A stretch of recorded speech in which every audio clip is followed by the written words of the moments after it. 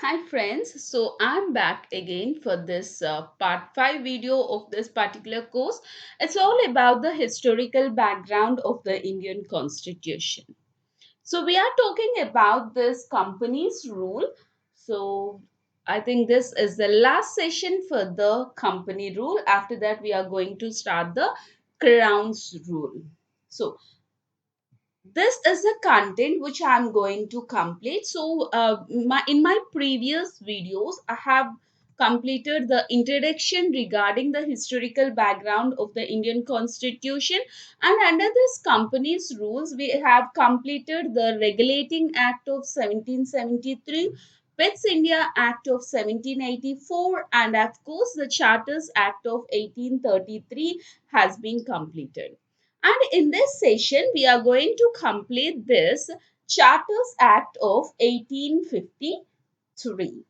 Okay, so this is the whole content, and those who have not followed my previous videos, please go back to my previous videos and have a look at all of them.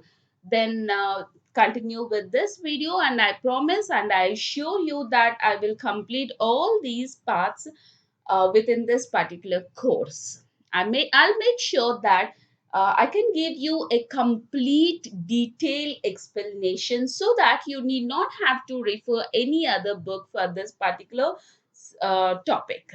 And at the end of the course, at the end of this topic, I will provide you the MCQs also, so that a complete package will be available for you at a single place, like the complete topic, a detailed explanation about the topic, and also the MCQs related to this particular topic. So the complete course will be available to you at a single place.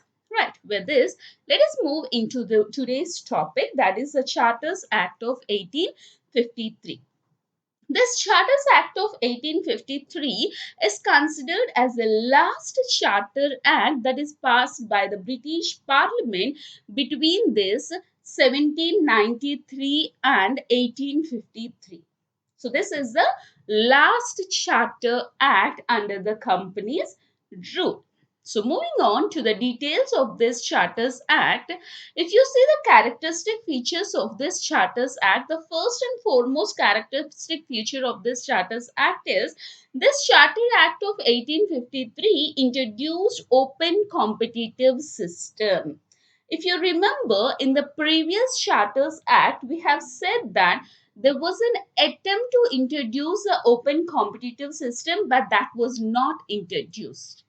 So those who have followed my previous videos, they will have an idea that the Charters Act of 1833, there was an attempt to introduce an open competitive system.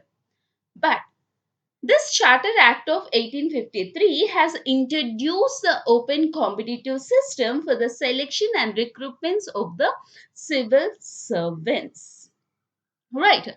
So initially this was not open to India, means Indians were not permitted to take part in the competitive exams. They are not allowed to occupy the high positions in the government jobs. Okay. So let's see some of the important points related to this.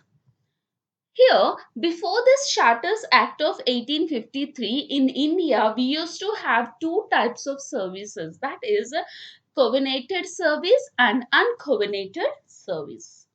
Right? I repeat this point once again.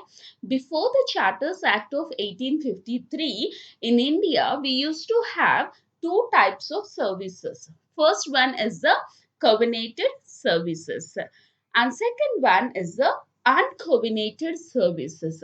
So first of all, if you see what is this covenanted service, the covenanted services means these consist of only the British civil servants. These are all the high positions, right? High positions in the government jobs. So only the Britishers were allowed to occupy this covenanted services. Indians were not allowed to occupy the high positions, higher posts in the government jobs. And coming to this uncoordinated services, the uncoordinated services are introduced to facilitate the entry of Indians for the lower rank or the administrative jobs. Right? Hope you got the point. Coordinated services means higher positions in the government jobs, and for this the Indians were not allowed. Uncoordinated services means these are the lower rank jobs, that are the administrative jobs which are allowed for the Indians. Okay, this was a position of Indians before the Charters Act of 1853. But during this Charters Act of 1853, when they introduced the open competitive system, there was a proposal that Indians should also be allowed for this civil service exams. They should also be allowed for the coordinated services. So, in order to decide whether the Indians are to be allowed or not, they have appointed a committee. Okay, just a minute. Yeah. Let me complete. They have allowed a committee, and that committee which was appointed was the Maculus Committee. Okay, so all those points were not mentioned here under this, but still somehow they have missed. I have missed those points, but still let me give you the details. The Maculus Committee, just note down those details. The Maculus Committee is a committee which was appointed to decide whether the Indians has to be allowed or not. So tomorrow you may get a question like the Maculus Committee is appointed under which Charters Act? The Maculus Committee was appointed under the Charters Act of 1853. Got it. And to decide what the committee was appointed for, what the committee was appointed to decide whether the Indians can be allowed for the civil service or not. And according to this Maculus Committee, they decided that okay, Indians will be allowed for the civil services. Just remember, guys, make sure here I have not mentioned those points on the screen because somehow that slide has been deleted. But still, let me tell you, the Charters Act was given in 1853. Okay, immediately after getting the Charters Act, we didn't get, the Indians were not allowed for the open competitive system. Only after the Maculus Committee, which was appointed in 1854, then the Indians were allowed for the civil services, allowed for the this coordinated services. Okay, remember this.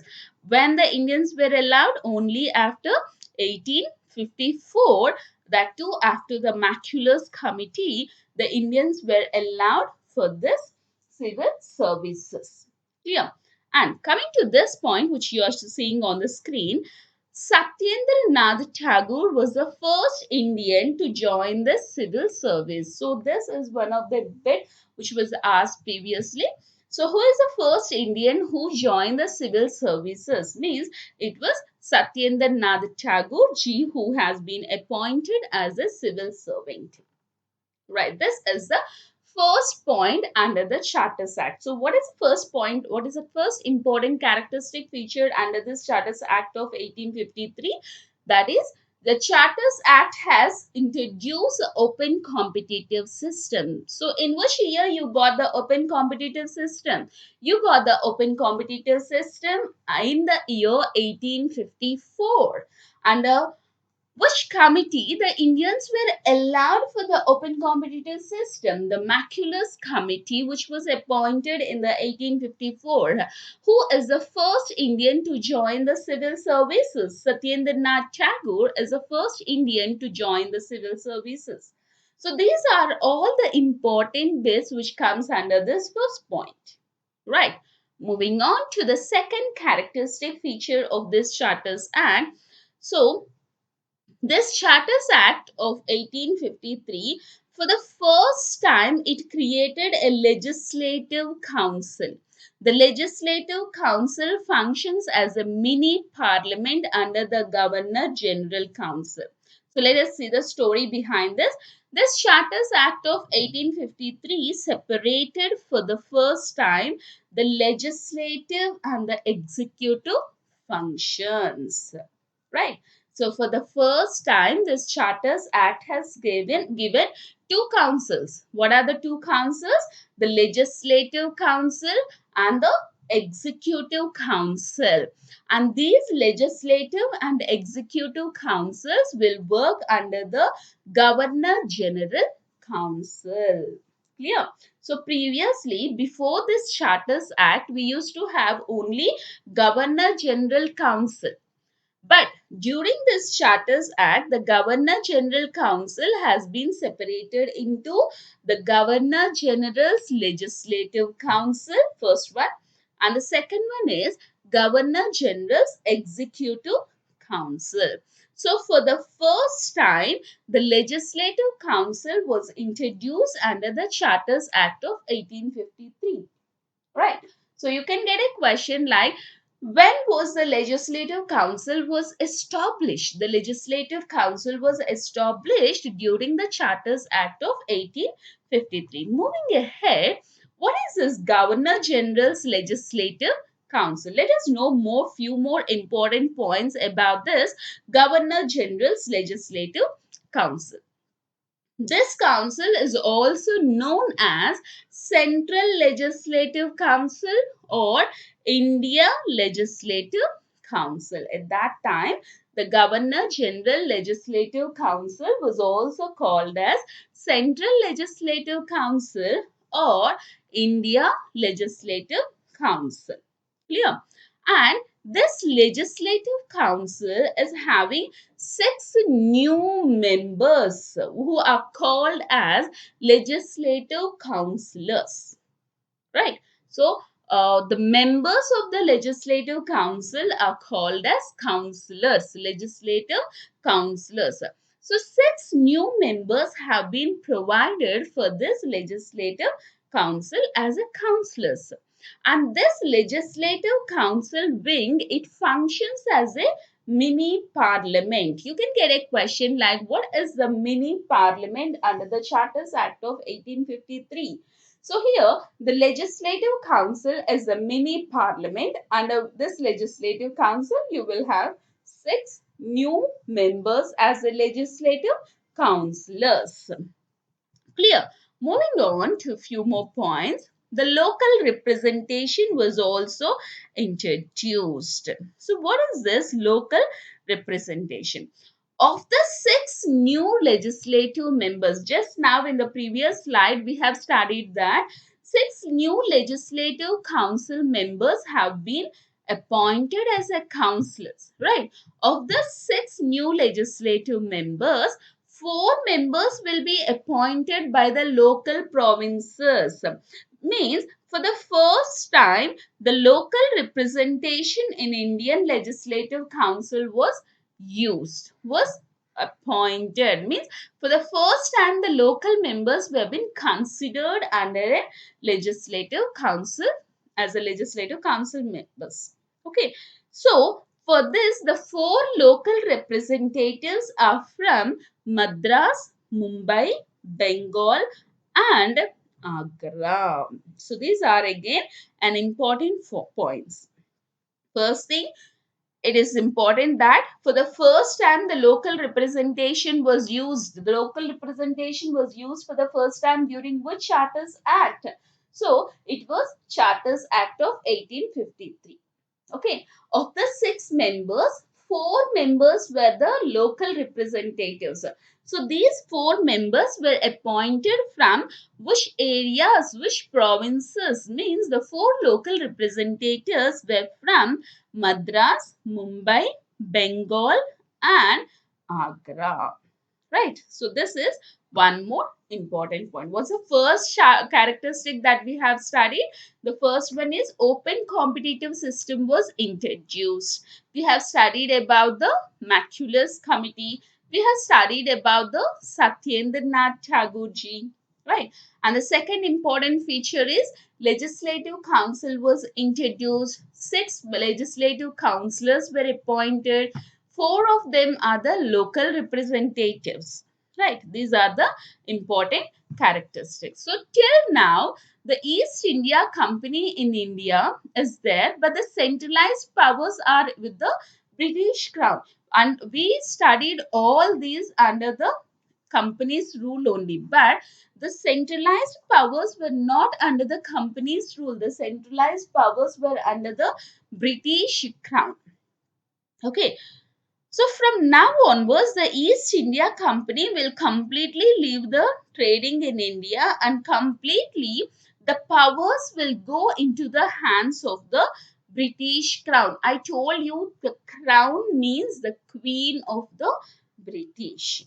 So what made the British Crown to hand over the authority completely from the East India Company means in 1857, the first revolt has started.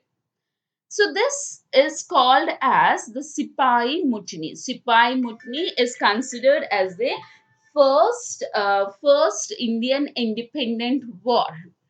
Okay, so that was happened in 1857.